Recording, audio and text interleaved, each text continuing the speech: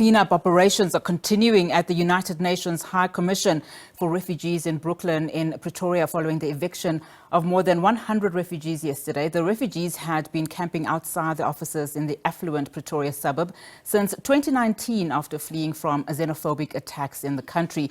The refugees are requesting to be moved to other countries, but not their countries of origin. Many came to South Africa after their countries suffered war and collapsed economies. The City of Tshwane's Waste Management Department is continuing to clean up after the structures were demolished yesterday. Where we're standing now, a handful of the refugees that were evicted yesterday made their way to this spot here, and they camped overnight. Now, what you'll understand about this place where we're at now, there is no ablution facilities, there's no running water. We have children as young as 6 months here that were camped overnight with their parents. We do understand that the police here are saying that they are giving the refugees here about an hour or so before they evict them. So we're expecting that we are going to be seeing similar scenes to what we saw yesterday when the refugees were evicted. But to talk to us a little bit more about what is going on, the time frames that the police have given to the aid organizations that are here on the ground assisting the refugees here. I have with me Sis Pearl. Sis Pearl, thank you so much. Sis Pearl, just tell me what organization you're with and how you managed to find these refugees. Okay, hi. It's actually, the baby is 1 month old, and I'm from Kutlwano organization, and we deal mostly with community relief, where we just come and rescue the families with food and all the water and necessities that they might be needing at the time. So we have been, since yesterday, providing the food for them to have a meal overnight, to have the nappies and the wipes for the small baby and the blankets, because it has been extremely cold.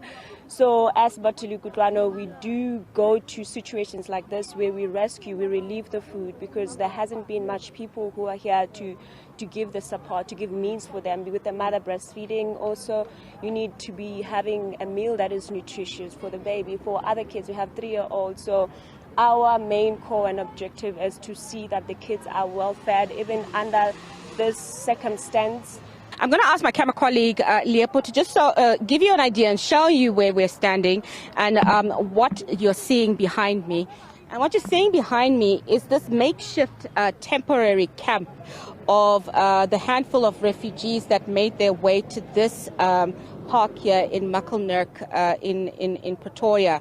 And they've been camped here overnight, and we do understand from Pearl, who just spoke to us, that they found them and they've been assisting them with food and water.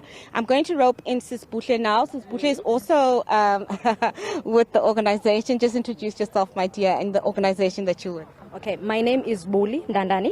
I'm representing Tshwane Leadership Foundation, which is the organization that is here in the inner city, that we are also dealing with the vulnerable and mostly with homelessness. So what's also what attracted us to this community, because we are the organization trying to minimize the homelessness in the city. Like last year we did the count, and there are more than 4,000 people that are on the street. So we hear the call, and then also we are here to support.